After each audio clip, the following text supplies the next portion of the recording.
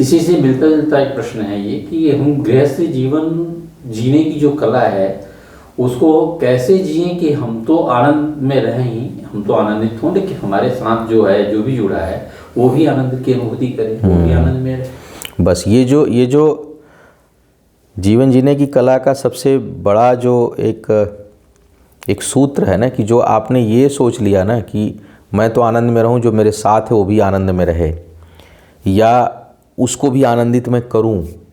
ये जो दूसरों के ऊपर हम आनंदित या दुखी करने के जो प्रयास करते हैं ना, यहीं से कुछ चीज़ें नकारात्मक प्रारंभ हो जाती हैं। दो चीज़ों का ध्यान अगर व्यक्ति रखे गृहस्थ जीवन में, गृहस्थ जीवन का मतलब क्या, गृहस्थ जीवन जो है एक संबंधों का जाल है, एक नेटवर्क है, और उसमें हम बहुत तरह के संबंध, बहुत तरह के व्यवहार, एक मल्टी डायमेंशनल लाइफ है, बहुआयामी जो है वो जीवन होता है गृहस्थ व्यक्ति का। उसका सामाजिक जीवन है, उसका पारिवारिक जीवन है, परिवार में रिश्तों की चेन है, कभी वो दादा है, कभी दादी है, कभी नाना है, कभी नानी है, कभी पति है, कभी पत्नी है, कभी भाई है, कभी बहन है, कभी मित्र है, कभी साथी है, कभी शत्रु है। तो किसके साथ यथोचित व्यवहार करें। एक्चुअली गृहस्थ जीवन में सुखी रहने का जो सबसे बड़ा आधार है वो है व्यवहार कुशलता। व्यवहार कुशलता, हमें किसके साथ कैसा व्यवहार करना है, व्यवहार कुशलता, धैर्य, वाणी पर नियंत्रण। फिर उसके बाद हम जो सबको सुखी रहने का प्रयास करते हैं, और हम किसी और चीज़ के होने के प्रयास को लेकर के बहुत अधिक खुद प्रयास ना करें, ये भी एक सुख का कारण हो जाता है। फिर ये आपको सुखी जीवन जीने में मदद करेगा। क्योंकि हम, जैसे मान लीजिए मैंने आपको एक गिलास पानी दिया, आपने पानी मांगा, मैंने दिया। पानी देने तक तो मेरा कर्तव्य है, लेकिन उस पानी को पी करके आप खुश हो रहे हैं कि नाराज़ हो रहे हैं या क्या हो रहे हैं, वहाँ पर अब हमको अपनी भूमिका थोड़ी सी कट कर देनी चाहिए। हम अपने बच्चे को पढ़ाए, हमारा कर्तव्य क्या है, बच्चा पैदा हुआ, हमने उसका पालन पोषण किया, जब तक वो अबोध है, उसको ज्ञान नहीं है, या उसकी एक शिक्षा की सीमा है, वहाँ तक हमने उसको शिक्षा दी। हमारा दिक्कत तब शुरू होता है गृहस्थ जीवन में, हमारी तरफ से दिक्कतें तब शुरू होती हैं जब हम दूसरे की सीमा या इच्छाओं पर भी अतिक्रमण करने लगते हैं, या दूसरों की इच्छाएं मेरे इच्छाओं के अनुरूप हो जाएं। मेरा बच्चा बड़ा हो गया, लेकिन वो पढ़ाई इस विषय में करे, जबकि वो अब डिसीजन लेने की स्थिति में हो चुका है। भाई 7th 8th तक 6th तक तो आप अपने हिसाब से पढ़ाए, उसकी भी कुछ रुचि है, उसके बाद उसकी कुछ इच्छाएं होंगी, फिर उसका कुछ उद्देश्य होगा। तो अब उसके उद्देश्य में जब हम अपना उद्देश्य घुसाने लगते हैं, हम अपने उद्देश्य की पूर्ति सामने वाले की अपने किसी रिश्ते में देखने लगते हैं, तब गृहस्थ जीवन जो है वो डिस्टर्ब होना शुरू होता है। हमको चाहिए कि हम अपनी सीमा, अपनी इच्छाओं को अपने तक सीमित रखें, अपने कर्मों तक और अपने कर्मों के परिणाम तक सीमित रखें उसको हम, और अपने दायित्वों की सीमा को समझें कि हमारा दायित्व किसके साथ कब तक और कहाँ तक है। तो ये जो व्यवहार कुशलता है, अगर ये हम सीख जाएं, जैसे मैं बच्चे का उदाहरण दे रहा था, तो उसके बाद अब बच्चा क्या बनेगा, वहाँ भी मेरा इंटरफेरेंस कि नहीं तुम तो बीटेक ही करो। अब बच्चा जो है उसको मज़ा आ रहा है कॉमर्स में, बच्चे को मज़ा आ रहा है म्यूज़िक में, वो म्यूजिशियन बनना चाह रहा, बनने दो भाई, तुम माध्यम हो, तुम जो है वो सिर्फ एक माध्यम हो किसी चीज़ के लिए, तुम किसी जीवन की डेस्टिनी नहीं। उस बच्चे की अपनी डेस्टिनी भी तो है, हर व्यक्ति की अनंत यात्राएं हैं, यात्रा है, हर कोई अपने यात्रा में है, हम सिर्फ माध्यम होते हैं किसी चीज़ के।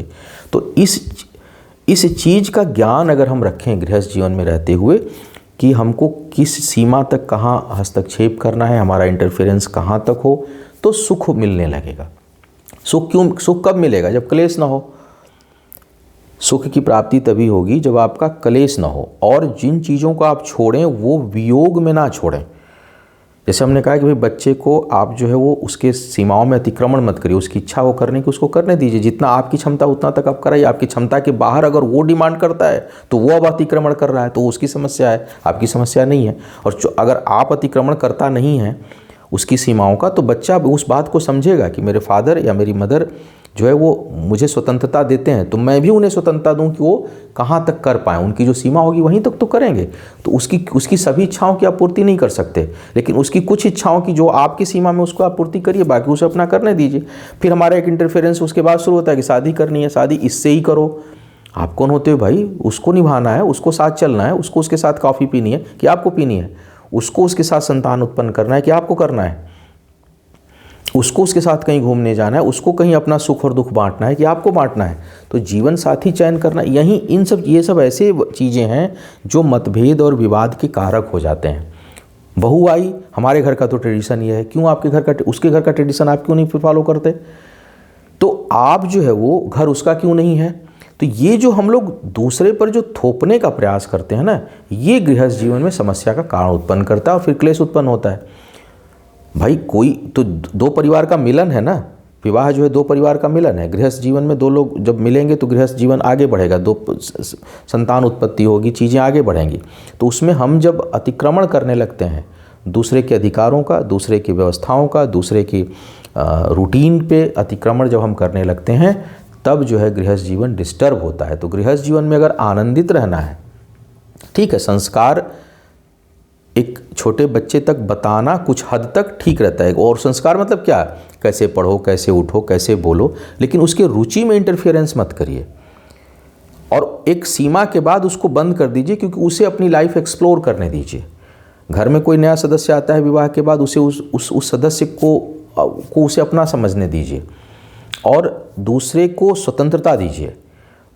हम स्वतंत्र, दिक्कत कहाँ होती है कि हम तो स्वतंत्र रहना चाहते हैं और हम एक व्यवस्था बनाना चाहते हैं और सोचते हैं कि हमारी व्यवस्था में इस परिवार घर के अंदर जितने लोग हैं सब लोग उस व्यवस्था के चार दीवारी में रहें। ये समस्या जो है वो उत्पन्न होती है, तो गृहस्थ जीवन में क्लेश शुरू होता है, गृहस्थ जीवन डिस्टर्ब होता है। और आप जान लीजिएगा, जितने लोग बहुत ज़्यादा आप बंधन क्रिएट करेंगे, उतना ही विवाद उत्पन्न होगा, उतना ही प्रतिरोध होगा, उतना ही जो है वो विरोध होगा।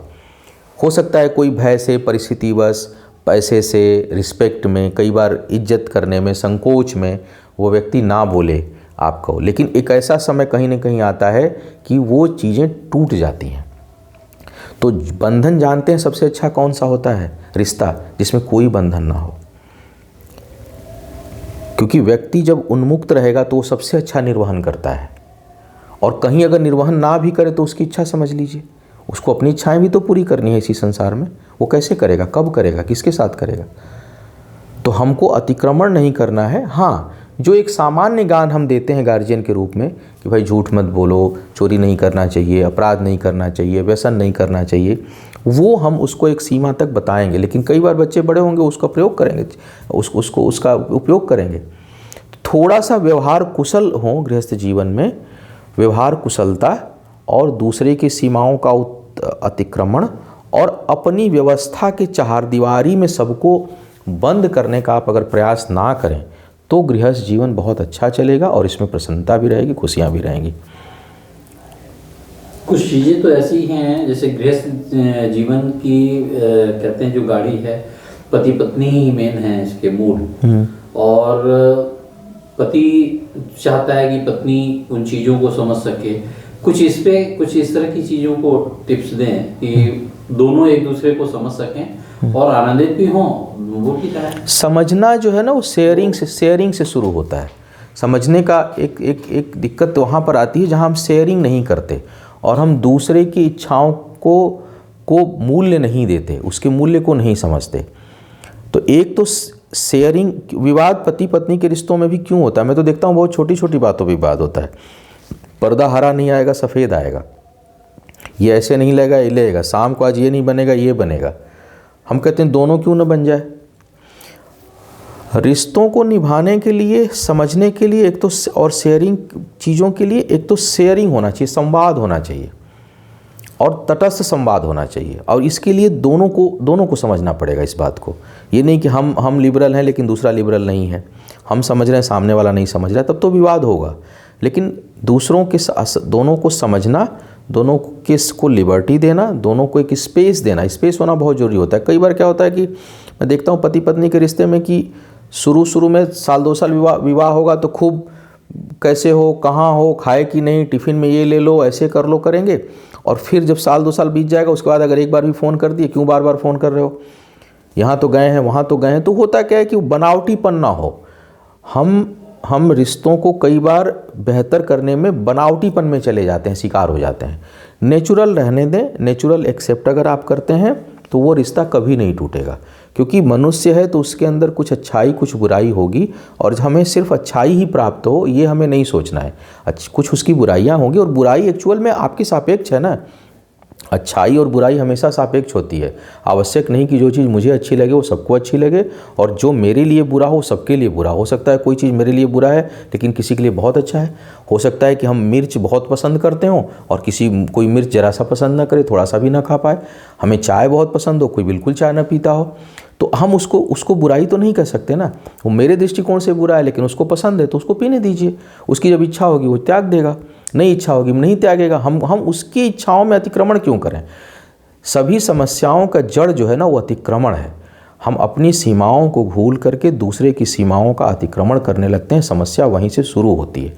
हमारी इच्छा के अनुरूप सामने वाला चले, हमारे इच्छा के अनुरूप सामने वाला कपड़ा पहने, हमारे इच्छा के अनुरूप सामने वाला बाल कटवाए, हमारे इच्छा के अनुसार सामने वाला गाए, हम कहें तो नाचे, हम कहें तो उठे, हम कहें तो बैठे। कई बार और महिलाएं भी ऐसा करती हैं अपने पति के साथ। उनका प्रयास होता है कि हम जैसे कह रहे हैं वैसे सुन नहीं रहे हैं। हम जो कहें अपने घर परिवार को आप ये पैसा दीजिए चाहे मत दीजिए, भाई वो अर्न कर रहा है, उसको जहाँ इच्छा हो रही है वो खर्च कर रहा है, करने दो, आपकी तो चीज़ें पूर्ति हो रही हैं। या महिलाएं हैं पुरुष हैं तो कहेंगे ऐसे पहनो ऐसे उठो, यहाँ बोलना है वहाँ नहीं बोलना है, यहाँ जाना है वहाँ नहीं जाना है। क्यों ये बंधन, क्यों क्यों क्यों रोकना है। सामाजिक स्थितियां उस तरफ प्रेरित करती हैं। नहीं, क्यों सामाजिक परिस्थितियाँ, समाज क्यों खराब होगा। मान लीजिए कि वही तो बहुत, मैं तो देखता हूँ, मैं इस प्रथा के बहुत खिलाफ हूँ कि लड़की कोई आए वो अपने सास ससुर की सेवा करे लेकिन अपनी माता पिता की सेवा करने के लिए उसको 10 दिन जाना हो तो ना जाए। अगर किसी कहीं पे उसको तो उसकी दायित्व की पूर्ति कौन करेगा, उसके पेरेंट्स की। ये तो सामाजिक कुरीति है। आप अगर पुरुष हैं तो आप उम्मीद करते हैं कि आपकी पत्नी आपके सास और ससुर या आपकी बहनों की इज्जत करे, तो पत्नी के माता पिता और बहन का इज्जत कौन करेगा। वो तो आपका भी दायित्व होता है। क्या उनकी स्थिति खराब होने पर आपको वहाँ नहीं जाना चाहिए, या स्वयं पत्नी को नहीं कहें कि नहीं तुम जाओ तुम्हारा कर्तव्य देखो, वहाँ कोई दिक्कत होगी तो मुझे फ़ोन करना मैं भी आ जाऊँगा। फिर आप देखिए कि रिश्ते कैसे बदलते हैं। हर सामाजिक जो व्यवस्था है ना वो अच्छी नहीं है। बहुत सी चीज़ों को बदलने की आवश्यकता है और बहुत सी चीज़ों पर खुल के सोचने की आवश्यकता है। मुझे बिल्कुल ये चीज़ समझ नहीं आती कि आज अगर मेरे माता पिता का स्वास्थ्य खराब है तो मेरी पत्नी मेरा साथ वहाँ दे रही है, और उसके माता पिता का स्वास्थ्य अगर खराब हो जाए, उन्हें आवश्यकता हो तो वहाँ पर कोई देखने वाला ना हो, वहाँ तुम मत जाओ क्योंकि तुम्हें मेरी प्रायोरिटी, मेरा घर देखना है। क्यों अपना सारा बंधन तोड़े। और अगर इस तरह आप सपोर्ट एक बार करके देखिए ना, आपका घर कितना अच्छा चलता है, तब घर नहीं टूटेगा। घर एक्चुअली होता है क्या है कि हम बंधन, जैसे किसी गाय को हमने खूंटे में बांध रखा है कि तुमको यहीं रहना है, यहीं दूध देना है। तो ये सामाजिक, ये कोई अच्छाई नहीं है, सामाजिक बुराई और कुरीति है। आवश्यकता है कि आज के युवा, आज के लोग इस चीज़ को समझें कि नहीं, पति पत्नी 2 पहिए हैं, दोनों में हवा बराबर होनी चाहिए। किसी में कांटा चुभेगा तो दिक्कत आएगी, किसी का इंजन खराब होगा तो दिक्कत आएगी, किसी के माता पिता पेरेंट्स भाई बहन को दिक्कत आएगी। वो स्वतंत्रता उसे भी होनी चाहिए, और स्वतंत्रता ही नहीं होनी चाहिए, वहाँ आपका इक्वल सहयोग भी होना चाहिए। अगर आप सहयोग नहीं कर रहे हैं तो आप पति होने के योग्य नहीं हैं, आप जीवन साथी होने के योग्य नहीं हैं। जीवन साथी का मतलब क्या होता है। आप 10 दोस्तों के साथ जा सकते हैं, पार्टी कर सकते हैं, तो क्या महिलाओं को अधिकार नहीं है। बिल्कुल करना चाहिए। आप सहयोग करिए, वही स्वतंत्रता उन्हें भी रही है। आप 11 बजे आते हैं, दिक्कत आती है, कोई महिला अगर जा रही है 11 बजे तो लोग शक करते हैं उसके ऊपर। शक किस चीज़ का कर रहे हैं भाई, और क्यों कर रहे हैं। आप एक स्वतंत्रता दे करके तो आप देखिए। और स्वतंत्रता एक्चुअली देने की चीज़ नहीं है, तो होना चाहिए। देने वाले आप होते कौन है। किसी को स्वतंत्रता देने वाले आप कौन होते हैं, क्योंकि इसका मतलब इसका आपने गुलाम बना रखा है। अगर हम ये कहें कि हम आपको स्वतंत्र करते हैं, इसका मतलब कि मैंने आपको गुलाम बना रखा है। तो हम स्वतंत्रता देने वाले कौन होते हैं। ये तो हर किसी को स्वतंत्र होना ही चाहिए, रहना ही चाहिए। और स्वतंत्रता के कारण जो रिश्ते बनते हैं ना, वो कभी नहीं टूटते। उसमें जो बॉन्डिंग होती है ना, वो कभी नहीं टूटने वाली होती। तो समझने के लिए शेयर करिए, अतिक्रमण मत करिए, सहयोग करिए। गृहस्थ जीवन में सुखी रहने का और शांत रहने का एक सबसे अच्छा तरीका ये होता है। और इस बात को दोनों को समझना, ये नहीं कह रहा हूँ केवल पुरुष ही गलत है, महिलाएं 10-20% के डिफरेंस से दोनों तरफ से गलतियाँ होती हैं, लेकिन होना ये चाहिए कि हम अतिक्रमण ना करें, हम सहयोग करें, और जो चीज़ हम अपने लिए उम्मीद कर रहे हैं वही चीज़ हम ये मान के चलें कि सामने वाला भी मुझसे उम्मीद करता होगा और हमें उसके लिए वो चीज़ करना चाहिए और करना ही चाहिए। ये भाव अगर उत्पन्न हो जाए तो बहुत सी समस्याएं जो है वो ख़त्म हो जाएंगी। और उसके साथ जो एक्चुअली जो स्वतंत्रता का जो बंधन है ना, उससे अच्छा कोई बंधन ही नहीं है। स्वतंत्रता का बंधन सर्वश्रेष्ठ बंधन है, क्योंकि वो स्वतंत्र है तो उसके टूटने का कोई संभावना ही नहीं है। तो जो स्वतंत्रता का बंधन होता है वो कभी नहीं टूटता, क्योंकि उसमें एक अलग तरह की बॉन्डिंग होगी। वो बिना बंधन का बंधन है, वो उन्मुक्त बंधन है, वो खुला हुआ बंधन है, खुली हुई गांठ है जिसमें कोई गांठ ही नहीं है। उसमें सिर्फ भाव है, साथ है, सहयोग है, प्रेम है, विश्वास है। तो वो चीज़ जो है वो अमर हो जाएगी, वही अमर होती है।